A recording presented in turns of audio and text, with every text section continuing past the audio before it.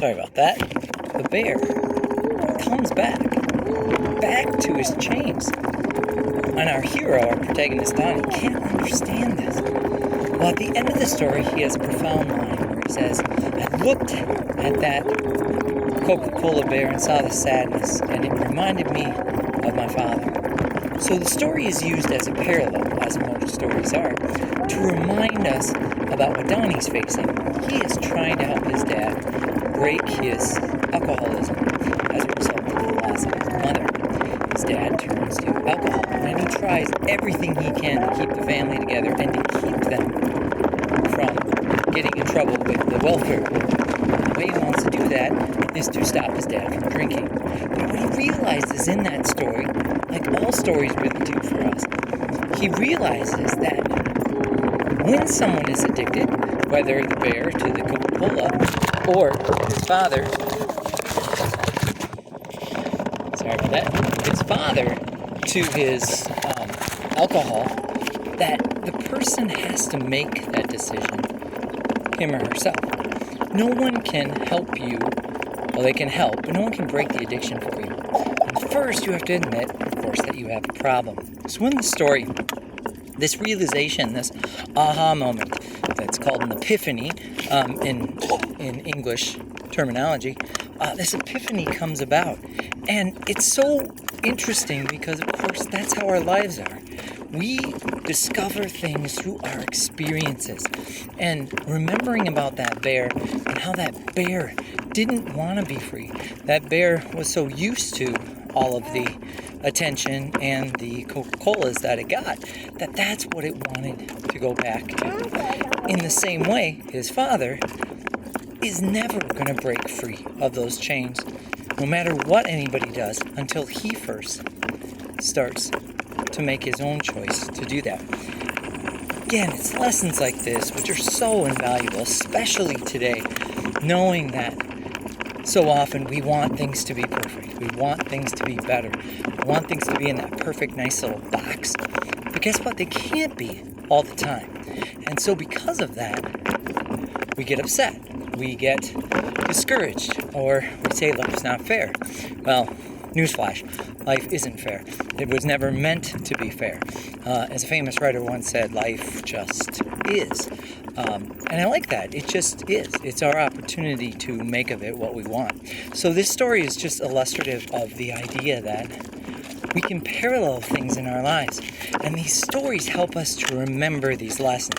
Instead of somebody coming down and saying, you gotta not mess with the bear, or you don't have to, you can't make your father not be an alcoholic. He had to experience these things. And this is just one of the examples, and many examples in this wonderful novel that highlights these ideas. And they're so wholesome, and they're so impressive. So I wanted to share that with you because, remember, every story is a sermon, okay? A story is a bias. Everybody has a bias, no matter what we say, and they try to make us unbiased. We're not. There's some things we like, there's some things we don't. And we don't even know why.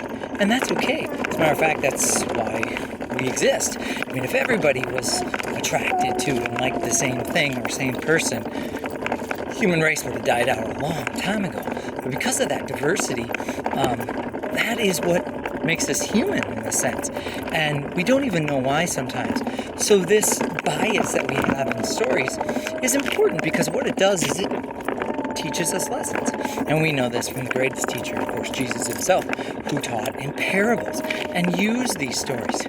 Instead of coming down with 10 Commandments and saying, thou shalt not, Jesus turned it around and turned it into those parables. And we can see some of those parables in this novel as well, that his father is only going to break the addiction when he himself decides. And what a great lesson for us. That's why English literature is so exciting, because it can not only help us understand, become better readers and writers, but also help us to become better people. And I think that's really the most important part. Well, this episode is coming close to an end as my walk is ending.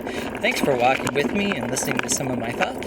If you're enjoying this, like and subscribe. You can see how untechnologically advanced I am, but I thought I'd give this a shot and see if I could help others and inspire them to enjoy the reading, enjoy the book.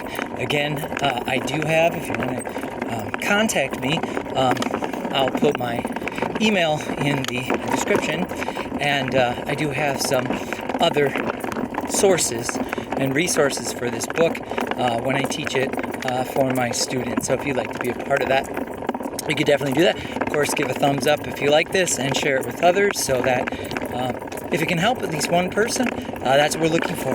Also coming soon, the book that I wrote called Twinning, The Art of Making God Laugh, is going to be out soon. We're doing final edits on that, so if you're interested in that, I can give you a sneak peek with a link to a chapter or two, if that's something that you might be interested in the future. So thank you again.